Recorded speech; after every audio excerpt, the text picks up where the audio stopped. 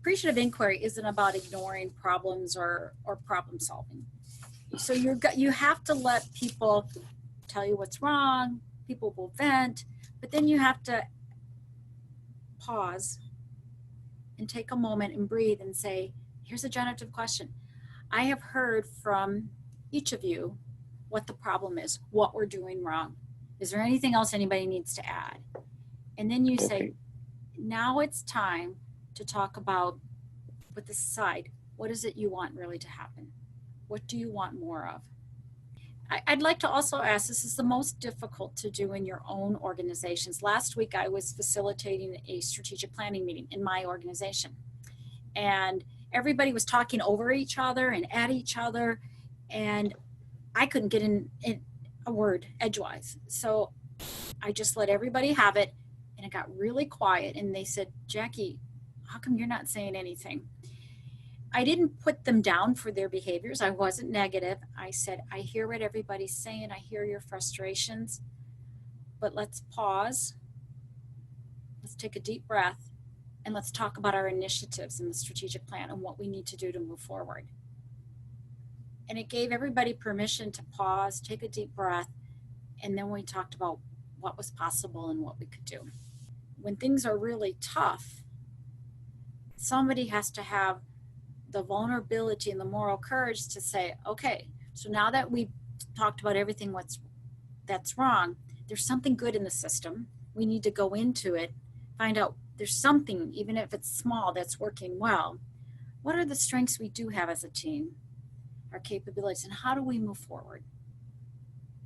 Because as leaders, to be effective leaders, you've got to be able to influence, motivate, and inspire people and move them forward out of a bad situation.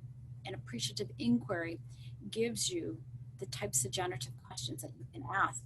Because once you ask about strengths, there's a lot of science behind your brain, the neuroscience. You begin to open up the front part. It's called the executive functioning of the brain, that people will listen to you and they're in a connect mode versus they're in a protect mode. The positive emotions and positive psychology, the science is there that if for every one negative thing that I say to my spouse, Paul, the science is there that it takes me seven positive comments to get out of the negative one I gave him. That's my husband.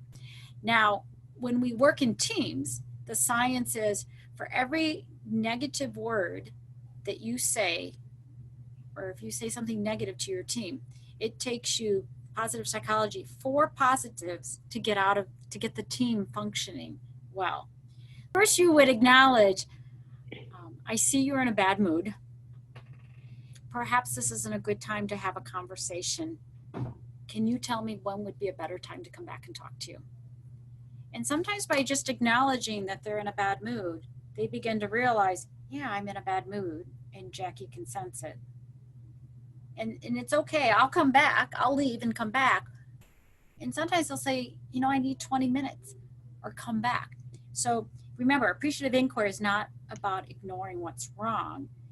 It's asking a value question to understand where the other person is at and to offer to come back.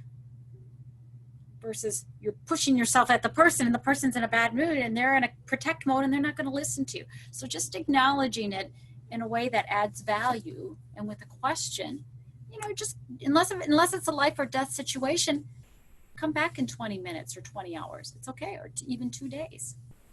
So if you learn to start asking generative questions, when you ask a generative question, you are genuinely curious and you care. So when you ask a generative question, you begin to flip the frame. So just practice asking generative questions.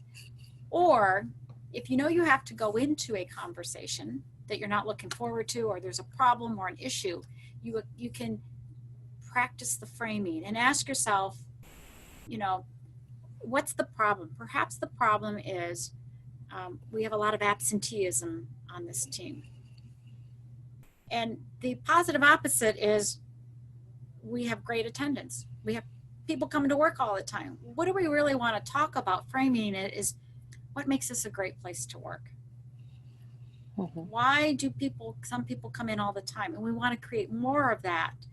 And so you have time to think about how you want to frame it, and then pick one or two questions to ask, not just the positive people why they love coming here, but go ask the most negative people, why did they like coming here?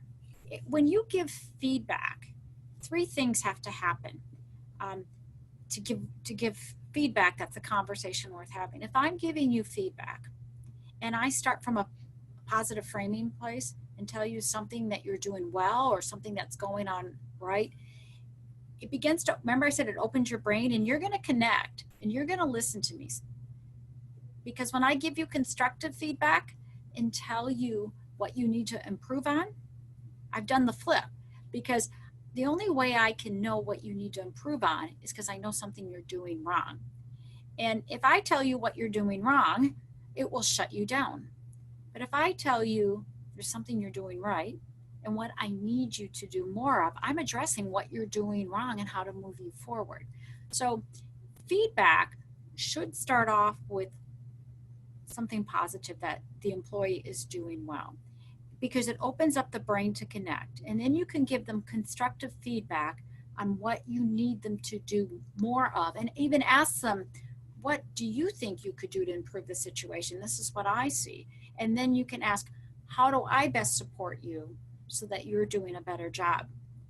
And the third thing about feedback, after it's been positive, constructive, is you have to make it has to be 100% received. So a lot of times, even in our conversations, I always ask you, did I answer your question? Does this make sense? Again, I'm asking a question to make sure you've received the feedback and that you could walk away with some constructive feedback. You could be very excited about what you need to do next because we've had a conversation worth having about that. And that's why it's really important that feedback contains feed forward. So how do you move forward with the feedback that I gave you?